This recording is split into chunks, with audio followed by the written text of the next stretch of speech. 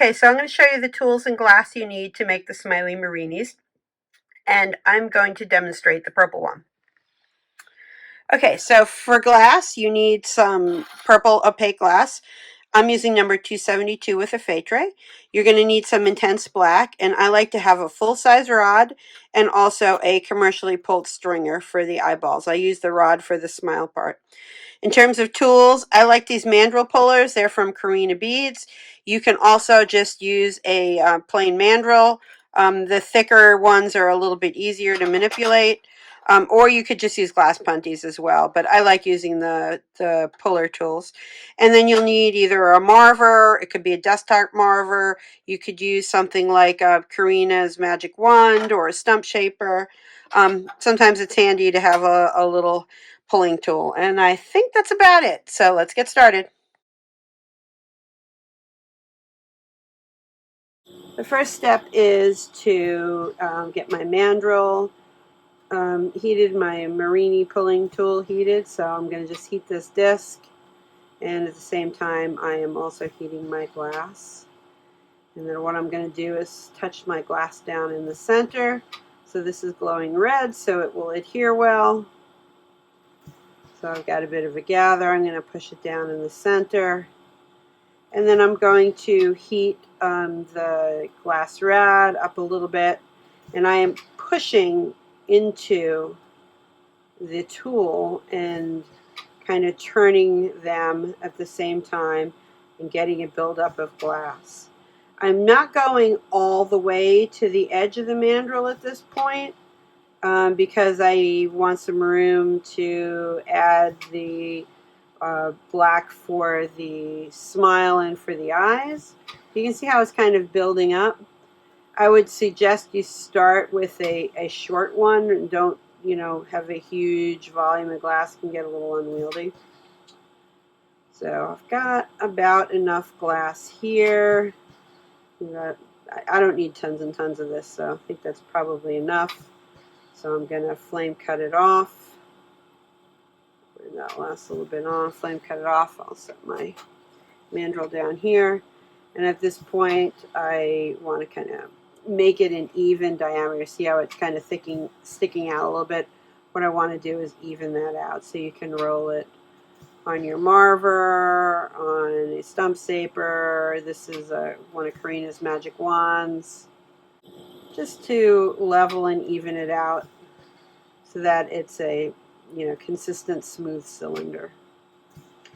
Periodically, it is useful to add some heat to the base. So I kind of need to get in there to smooth this out. That evened out a bit more. If you have a pair of mashers, you can also roll it in between the mashers. I don't have a pair within reach, so we'll just do it this way. And all I'm trying to do is get that cylinder evened out so it's roughly smooth and constant diameter.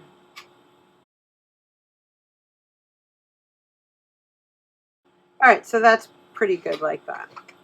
So now I'm going to add the black, and I'm going to go from one end all the way to the root, and I'm going to cover not quite half, so about a third of the way around. So here's my intense black. I'm going to heat it up. I'm keeping my base warm in the background. It's in the radiant heat. I'm occasionally flashing it while I'm melting my intense black. And I'm going to decide where I'm going to put it. It doesn't matter because it's a pretty good cylinder shape. So I'm going to go from there all the way to the root and then flame cut it off. And that doesn't quite cover a third. So I am going to do another swipe next to it. There we go. Okay, so if you look around the edge, that's covering about 1/3 of the cylinder, which is about what I want. So I'm going to melt that in a little bit, make it a little bit more even. This part that is at the edge and touching the metal is fine, I do want to kind of melt this in and even it out a bit. You see there's like a little raised bump there. That's quite all right. I'll be putting some of the purple on top. But I do want to even it out so his smile is nice and even. It doesn't look like he needs dental work, or she. Okay, so that's good there. So now if I look at it from this edge, you can see the smile is here, so I want to put one eye over here and one eye over there. And I'm going to use my commercial thickness stringer. And I'm eyeballing this. There's the one edge of the smile, so the top middle is here, so I want to go a little ways over with one of the dots, which will be right one of the eyes, and it's basically just a stripe from the root to the tip. I'm going to cut that off and I'll just push it. This very end isn't going to get actually used. It'll be attached to the tool. Just want to melt that in, and so that's one eye, and I can look at it from on end and decide where I want to put the other eye. So I will heat the cylinder so it will accept the metal, accept the black. I want to heat the metal up and get it hot enough all the way into that edge so it can adhere to the disc that's welded on, and bring it down. Flame cut it, melt that off. Give it some heat so it adheres well. An extra little bit, I can just kind of push down onto the metal, and that will help hold it in place. So I'm done with the black. So the next step is to fill in first the space between the smile and the eye, between the two eyes, and then between the eye and the smile. So I'm going to be sure to keep my Murrini buildup warm. I'm going to get my purple rod hot, and I am going to push on some glass in between the two. Now I don't want it to be hot, because when I push this, I want it to be cool enough it'll push down into those corners and not mush or smear it. So I've got a bit of a gather. It's about a pea size. I'm going to take it out for a minute because I don't want it super hot. I'm going to touch it down and push it all the way up to the root, and then pull it off. And this bit here I will push down. So that filled in the one gap. I'm going to heat up another gather. I'm adding a little bit of heat now, and then I'm going to my Murrini base. I'm going to pull it out of the heat just so it stays put. I'm going to build up that gap between the smile and the eye. All right, flame cut that. Smooth this off in here. Make sure it's filled in. And flatten it on the front. This part on the middle, I can kind of flatten that down. And I've got the one more gap, which is in between the two eyes. I'm going to just put a little bit of insurance heat in there to begin with. Get my gather hot. I'm warming the back side of the Murrini while I'm heating my gather. That gap was a little bit bigger, so I want to have a slightly bigger gather this time. All right, I'm going to take it out and let it cool just a second. Push it down all the way, and then pull it off my mandrel. There we go. That one worked well. And kind of flatten that over, flatten the part on the metal, and then flatten the front face. Okay, so that filled in the gap, so it's all pretty much at the same height, but now I need to do a full wrap around the whole thing, and that will be the outside, around the outside of the smile and everything. So in there you can see I have a little bit of a gap between the black and the purple. So what I want to do is add a little bit of heat at this point, and I want to bring those in together and get rid of that gap, because when I go to put my next layer of purple on, it can become an air bubble. And if you have an air bubble running down the length of the Murrini, it can be shocky. And that makes them not fun to use. So I'm just heating, and I'm kind of nudging the glass over to fill that so I don't have that little gap in there. Okay, that looks good. I get back to putting heat in here. And I'm going to put one swipe over each of the top of the eyes, and then it's going to take a couple swipes to cover over where the mouth is. So let me do this one first. One swipe there. And I'm going to do the next swipe on the next part of the eye, or the second eye. Heat those and flatten them out a bit. You can see now I've got enough glass. I'm about up to the level of the metal disc on this tool. I got to do a few swipes to build up around my smile, and then I have to add a few more in between. So, and then I'm going to build up a little bit of glass. You can see there's some low spots and high spots, so I'm going to fill up the low spots with a little bit more glass and heat it, let it chill a little bit, swipe it on. And while it's hot, I can kind of Marver it flat. So I'm going to just kind of work my way around this and fill it up. And we'll be back in a moment to pull this.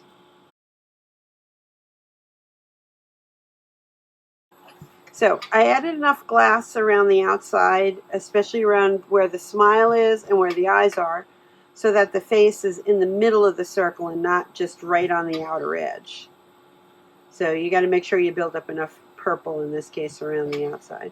So now I'm heating a segment and I'm marvering it on you can use a stump shaper, or this is Corina's wand, magic wand, or whatever kind of Marver you have. My Murrini is only about, half, 3/4 of an inch from right to left. I tend to make smaller ones.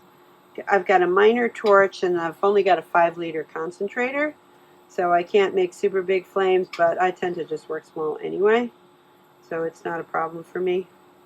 But as a result, I tend to make smaller Murrini, and I may not get as much out of a pull, but I'm okay with that because this is more than enough. Smileys for beads of courage. Okay, so now I'm going to start to heat the top of this, and I want to get enough heat in it so I can adhere the tool on the other side. So while I'm getting the Murrini glass glowing on that end, and I may touch it up and round the edges over a little bit with my tool as I'm going to make a nice landing place for this.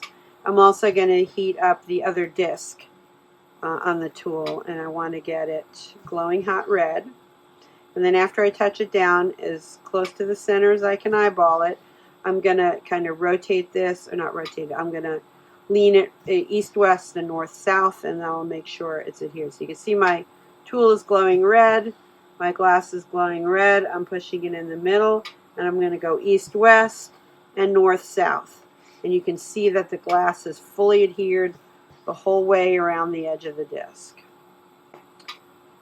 That added a lot of heat on the right, so now I want to add some heat on the left to keep it balanced. And then once I get the extra heat in the left, it'll have even heat throughout, I can just go towards heating in the center. Since this disc of Murrini here is not very wide, my torch isn't very wide either, but I can just kind of heat in the middle, and the radiant heat will go off to both sides. And you can actually see the edge of the flame kind of going around both sides evenly. So I know that I'm getting heat in this evenly. So I'm concentrating getting heat in the middle, and then I'm rotating it and letting the heat soak in. And I can feel from the tension of pushing and wiggling the arms of the tool how much heat I've got, how flexible it is, and how movable it is. And once I get to the point where it feels like it's starting to flow a bit, I can take it out of the heat and I can pull it and push it ever so slightly.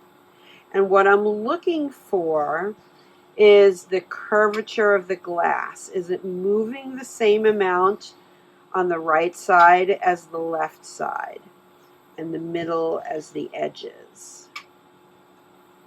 And when I rotate it 90 degrees, I'm looking at that the whole way around, because I want to make sure it's heated evenly right to left, but it also needs to be heated evenly circumferentially. And so it wasn't quite there yet. I felt like that top side is moving, but what's on the top now isn't moving as much, so my circumferential heat is not even yet. So I'm going to work on that. I'm going to pause, let the heat soak in, then rotate it. I'm being very careful that I turn both mandrels at the same rate so that I am not, creating a big twisty out of my Smiley. That wouldn't be good. I'm going to pull it out, let the heat balance. You can also read the temperature by the color of the glass. If there's a darker spot, put it up and high, up top because heat rises. A lighter spot, put it at the bottom. So this is feeling fairly balanced now. I wanted to let it cool a little bit so the outside will be a little cooler. The inside still has that heat. Now I'm going to add some insurance heat in it. Make it even. I'm going to take it out a little bit. I'm going to take it out below the flame, and then I'm going to pull it straight out. And hopefully we'll capture this on camera if I go below the flame and pull it. So I think I've got my heat even. I'm going to do one more little push-pull check, rotate it and check. I think it seems to be good. Okay, now I'm going to start to pull. If one end is thicker, like my right end is thicker, I'm holding that up higher. That way the heat will rise into it. If I need to rotate it, I'm rotating both hands together. Probably going to add a little bit more heat to this end here because it seems a little thick and the rising trick isn't giving it enough heat. That tends to give you a little bit more variation in diameter if you add heat to one end versus the other. But that's okay because I want some different thicknesses of this. So I'm going to try to get a little bit more out of this by adding some heat, letting it balance, and then pulling it some more. See, I'm getting the thicker and the thinner sections because of that additional heating. The left side looks pretty good though. I'll leave that as it is. Okay, now I'm going to turn my torch off. I'm going to take my little cutters. I'm dipping them in the water and that'll cool it. And I basically just need to touch it and it'll just shock it off. And I'm going to do the same on this other edge, fairly close to the mandrel. Alright, I'm going to let that cool before I try to touch it. You can see here on the end, we got cute little smileys. I'll be back in a few minutes when it's cool and I will show you what it looks like.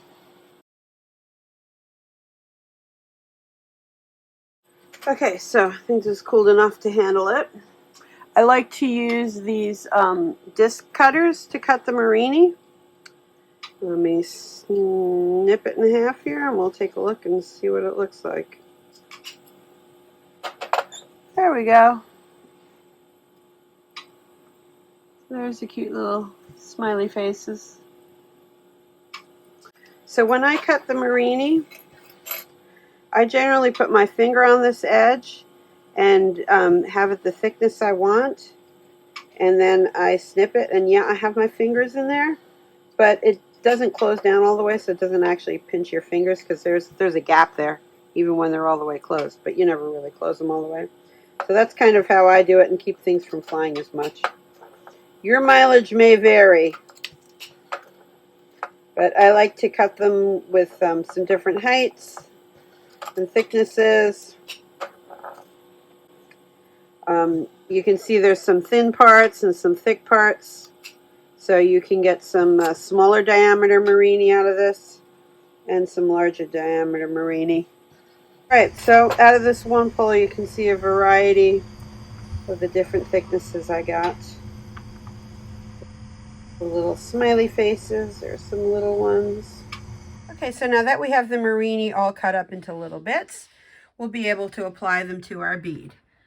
So here's a bunch of them. I've cut them out with different thicknesses and different parts of the rod got pulled so they have different diameters. And I like to use tungsten tweezers to actually pick them up and put them into the bead. And here's an example of all the beads that I made. A number of them use the Murrini. So I've got like a yellow Murrini and a white one there. and another white one. And I don't have any purple ones in here because I haven't made the beads with the purple because I just finished pulling that. So some of these other ones are made with just stringer work, and this one's got some cute little dots for his cheeks on the smiles. So anyway, let's get going.